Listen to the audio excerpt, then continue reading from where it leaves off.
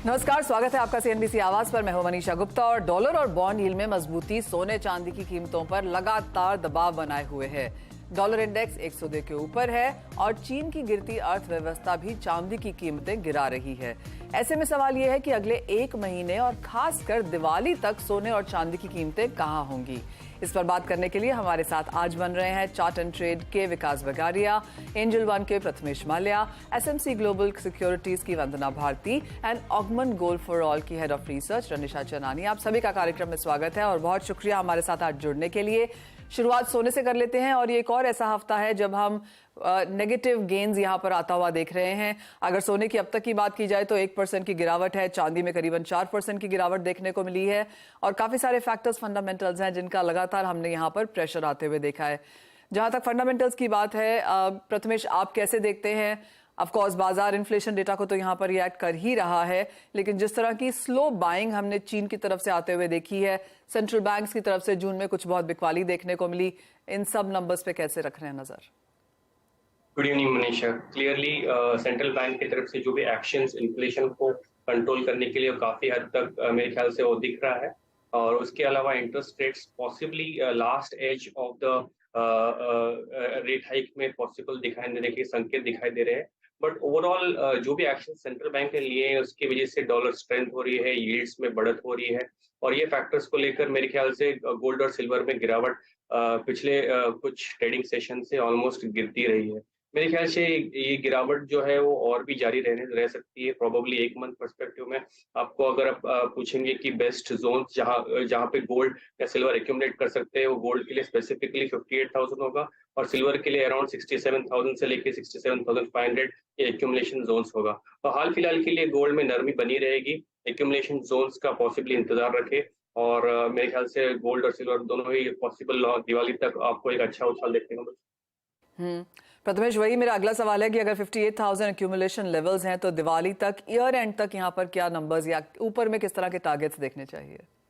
I think gold के लिए upside में पॉसिबल 62,000 दिख सकता है दिवाली तक और सिल्वर में वापस 74,000 तक की रैली दिख सकती है। तो करीब यहाँ से 5 से 6% रैली दोनों ही काउंटर में पॉसिबल देखने को मिल सकता है दिवाली तक। वंदना, आप कैसे देखती हैं और आपको कहाँ लगते हैं कि बेटर एक्यूमुलेशन लेवल्स मिल पाएंगे, कब मिल पाएंगे और कितनी खरीदारी की आप यहाँ से राय देंगी?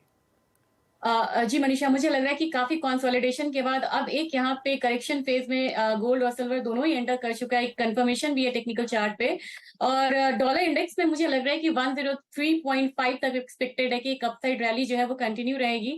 यील्ड यहाँ पे ऑलरेडी बढ़ रहा है तो इंडिकेशंस यहाँ पे बेयरिश साइड से हैं और थोड़ा अगर हम सीजनैलिटी चार्ट को देखें 10 इयर्स का तो सितंबर ऑनवर्ड्स हम एक फॉल आता हुआ भी यहाँ पे देखते हैं फोर्थ क्वार्टर में, यहाँ गोल्ड और सिल्वर दोनों में ही। तो मेरे ख्याल से वो फेज हो सकता है थोड़ा अर्ली यहाँ पे हमें देखने को मिले 2023 में। मुझे लग रहा है कि ये करेक्शन फेज कंटिन्यू रहना चाहिए। अगर इंटरनेशनल मार्केट की बात करूं तो मुझे लग रहा है कि प्राइसेस नीचे की तरफ यहाँ पे $18-90 के करीब यहाँ पे आ सकता है और वहां पे एक सपोर्ट बनता हुआ दिख सकता है, इमीडिएट सपोर्ट। और एमसीएक्स से मुझे लग रहा है कि एक बार 57,000 तक नीचे में गोल्ड प्राइसेस यहाँ पे आ सकते हैं, तो ये एक एक्यूमुलेशन जोन हो सकता है जहाँ पे फिर से खरीदारी करनी चाहिए। सिल्वर में मुझे लग रहा है कि स्टीप फॉल यहाँ पे आया है और थोड़ा सा अभी यहाँ पे करेक्शन जो है वो यहाँ पे ड्यू है सिल्वर में। $22 मुझे नहीं लग रहा है कि $22 जो है अभी बहुत दिन तक होल्ड कर पाएगा। अगर नीचे आता है तो एक बार यहाँ पे मुझे लग रहा है कि $20.5 यहाँ पे आना चाहिए कॉमेक्स में और घरेलू बाजार में मुझे लग रहा है कि 66 से 67,000 ये एक जोन रहेगा जहाँ पे फिर से यहाँ पे बाइंग करनी चाहिए। एक महीने में मुझे लग रहा है कि अगर यहाँ पे प्राइसेस ऊपर की तरफ रिकवर होते भी हैं तो 61,000 से ज्यादा की रैली मुझे नहीं लग रहा है कि गोल्ड में यहाँ पे आएगी। अगर सिल्वर की बात की जाए तो मुझे लग रहा है कि 72,000 तक प्राइसेस ऊपर की तरफ एक बार मूव हो सकता है। ऑलराइट, तो 61,000 तक के यहाँ पर लेवल सोने में आपको आते हुए नजर आ सकते हैं। विकास, आप कैसे देखते हैं? गोल्ड प्राइसेस की ही हम सिर्फ फिलहाल यहाँ बात कर रहे हैं, चार्ट्स पे आपको कैसा लगता है? नियर टर्म, दिवाली तक, ईयर एंड तक कैसे दिखते हैं चार्ट्स? डेफिनेटली देखिए, गोल्ड हायर लेवल पे कंसोलिडेशन करके 60,000 के लेवल पे बहुत बार टकराया, उसके बाद से ये थोड़ा सा करेक्शन का दौर जारी हुआ है। तो टेक्निकल चार्ट्स में अभी भी थोड़ा सा नेगेटिव बायस बना हुआ है, बट येट अगेन मैं गोल्ड को देखूंगा कि लोअर एंड पे मेरे को सपोर्ट के पास बाई करना है। तो मैं टेक्निकल चार्ट्स में गोल्ड पे जो सपोर्ट जोन है मेरा 58,200 से 500 का जो जोन है वो मेरे लिए गोल्ड में अभी भी स्ट्रॉन्ग सपोर्ट जोन के लिए खड़ा है।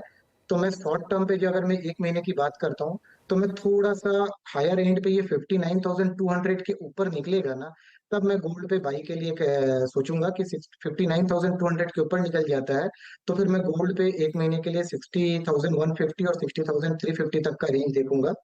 और अगर बात करता हूँ दिवाली तक के लिए, तो गोल्ड अगर बाई ऑन डिप्स अगर मेरे लोअर लेवल पे 58,200 के जितने करीब मिल जाता है लेना चाहिए।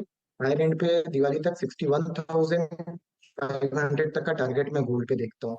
ऑल राइट, तो जहां तक क्लियरली आप सभी का व्यू है कि सोने में यहाँ पर 58,000 के नीचे फिलहाल प्राइसेस जाते हुए नजर नहीं आते, उसके आसपास के लेवल्स अगर आपको देखने को मिले तो खरीदारी के मौके हैं। रनिशा, आप कैसे देखती हैं? और अगर हम डीपर फंडामेंटल्स की यहाँ पर बात करें तो सेकेंड क्वार्टर में अच्छी खासी खरीदारी भारतीय बाजारों में होती हुई नजर नहीं आई। इंपोर्ट्स भी यहाँ पर almost on the weaker side हैं। ऑफ कोर्स IIJS से जो क्यूज हैं वो ऑन द स्ट्रॉन्गर साइड भी हैं। तो जहां तक इंडियन डिमांड की बात है उसे आप कैसे देख रही हैं? मनीषा, आपने देखा है कि 2023 में जो डिमांड है इंडिया से थोड़ी बहुत डल रही है। 2022 का जो बेस इफेक्ट है उसकी वजह से 2022 में हमने देखा था कि पैंटअप डिमांड काफी अच्छी थी कोविड। तो हमने रिकॉर्ड डिमांड देखी गई थी from Indians from various parts of the world, even central bank buying में भी। बट 2023 में थोड़ी डिमांड डल है बिकॉज रिकॉर्ड हाई प्राइसेस है। मुझे लगता है जिस तरह से फेड का स्टैंड अभी भी हॉकिश है, थर्ड क्वार्टर में मुझे लगता है कि यहाँ से थोड़ा बहुत प्रेशर में रहेगी प्राइसेस फॉर अ मंथ और टू। एंड जून जुलाई अगस्त वैसे भी एक डल पीरियड रहता है जहाँ पे हम देखते हैं कि रूरल डिमांड काफी मिस होती है। तो इस वजह से मुझे लगता है कि थोड़ा प्राइसेस में यहाँ से और गिरावट आ सकती है। आई एम एक्सपेक्टिंग 2 से 3% तक की अभी भी जगह यहाँ पे बाकी है गोल्ड सिल्वर दोनों में। तो मुझे लगता है 58,000 तक प्राइसेस को एक बार हम जाते हुए देख सकते हैं। But that would be a very good opportunity जहां पे हम एक्यूमुलेट कर सकते हैं 3-4 महीने का जिसका व्यू है दिवाली तक जिसको बाय करके रखना है। तो 58,000 would be a good level जहाँ पे बाइंग की जा सकती है। दिवाली तक मुझे लग रहा है वापस हम 60,000 के ऊपर ट्रेड कर सकते हैं। एंड मेरा ओवरऑल व्यू गोल्ड पे अभी भी बुलिश है। मुझे लगता है कि नेक्स्ट ईयर में गोल्ड का जो परफॉर्मेंस है काफी अच्छा रहेगा। रिसेशन कंसर्न्स बने हुए हैं। तो 2024 would be a year for gold जहाँ पे interest rates घटेंगे and it would outperform all asset classes and short term buy and dips की व्यू है मेरा। प्रथमेश, 90% प्रोबेबिलिटी ये है कि सितंबर में यूएस की तरफ से यहाँ पर कोई एक्शन आता हुआ नजर नहीं आएगा। क्या हमने गोल्ड में वो फैक्टर इन होता हुआ देखा है? और दूसरा, जिस तरह की weak demand US and China की तरफ से आ रही है फिजिकल मार्केट्स में, उसे कैसे रीड करेंगे?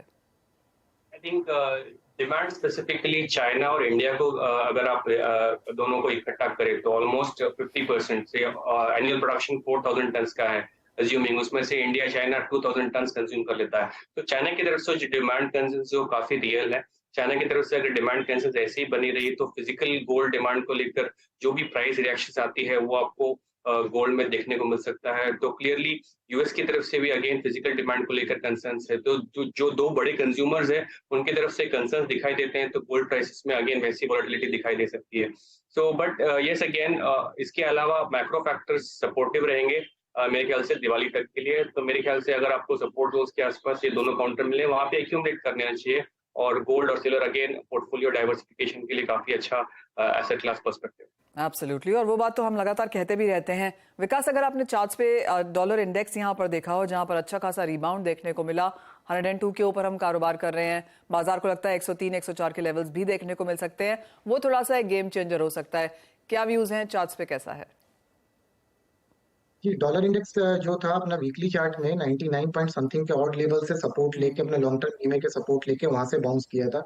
तो जैसा वंदना जी ने बताया कि 103 के ऊपर थोड़ा सा ये जाके वहां पे अटकेगा, तो मेरा भी वही व्यू है कि 103 तक के करीब जाके डॉलर इंडेक्स वहां से अटकेगा। तो टिल जब तक आके जाके अपने रेजिस्टेंस जोन पे अटक के वहां से रिवर्सल डॉलर इंडेक्स में नहीं आता है, तब तक थोड़ा सा लैक लस्टर यहाँ पे गोल्ड सिल्वर रहेगा ही। तो उसी का वेट है कि वहां से जाके थोड़ा सा रिवर्स देता है तो गोल्ड एंड सिल्वर में फिर से हमें थोड़ा सा बाइंग नजर आएगा।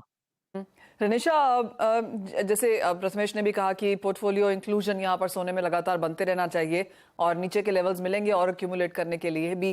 कैसे देखती हैं आप ओवरऑल ऑन ग्राउंड बाइंग, और कोई फोरकास्ट जो है आपकी इस क्वार्टर के लिए, अगले क्वार्टर के लिए? बिकॉज ज्यादातर जो बाइंग है इंडियन मार्केट्स में वो इस समय पे होती है।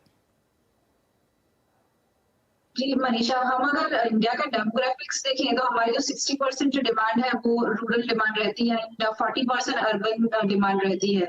तो इस बार जो जिस तरह से मैंने बताया कि ये जून जुलाई अगस्त एक एग्रीकल्चरल मंथ रहता है जहाँ पे सोइंग हार्वेस्टिंग काफी होता है, तो उनका मनी जो है वहाँ पे ब्लॉक्ड अप रहता है, तो हम इतनी डिमांड नहीं देखते हैं। ये लैकलस्टर मंथ्स होते हैं, सीजनल डिमांड काफी डल रहती है ये 2-3 महीनों में। But coming with festive season in September October November हम काफी ऑर्डर्स आते हुए देख रहे हैं जो नेक्स्ट क्वार्टर के लिए फुलफिल हो सकते हैं। एंड मुझे लग रहा है नेक्स्ट क्वार्टर में डिमांड काफी स्ट्रांग रहेगी। पूरा साल हम इंडिया में देख रहे हैं कि इस बार फर्स्ट सेकेंड थर्ड क्वार्टर की डिमांड नहीं रही है, बट ये लास्ट क्वार्टर में जहाँ पे काफी वेडिंग्स एक्सपेक्टेड है और ओवरऑल आप देखेंगे तो पूरे साल भर में एटलीस्ट 1.25 करोड़ से 1.5 करोड़ जितनी वेडिंग्स होती हैं। तो इस वजह से मुझे लगता है कि काफी स्ट्रांग डिमांड रहेगी फोर्थ क्वार्टर में, जहाँ पे हम वापस इम्पोर्ट्स को बढ़ते हुए देखेंगे एंड ओवरऑल डिमांड को भी स्ट्रांग देखेंगे। सो मेरा व्यू है कि ये एक ऐसा डल पीरियड है जहाँ पे लॉन्ग टर्म इन्वेस्टमेंट से करना हो, एक्यूमुलेशन का बहुत अच्छा पॉइंट है। फिर से ये लेवल्स नहीं मिलेंगी आपको 58,000 59,000, यहाँ पे ये एक्यूमुलेशन जोन है। लमसम बाइंग भी कर सकते हैं और जिसे थोड़ा बहुत धीरे धीरे एसआईपी करना हो तो ये नेक्स्ट 2-3 मंथ्स में आप एसआईपी की तरह भी अपना इन्वेस्टमेंट स्टार्ट कर सकते हैं। दिवाली के मौके से ले रहे हैं या पोर्टफोलियो के हिसाब से एसआईपी करना चाहते हैं तो ये लेवल्स पे नजर रखें। सोना खरीदने के मौके आपके सामने आएंगे। तेजी इस साल के अंत तक और अगले साल तक और भी बेहतर होने की उम्मीद है। ये तो बात हुई सोने की, लेकिन एक छोटे से ब्रेक के लिए रुकेंगे। जब लौटेंगे तो फुल फोकस यहाँ पर डालेंगे चांदी के फंडामेंटल्स, चार्ट्स और यहाँ पे कैसे हो रही है खरीदारी बताएंगे आपको।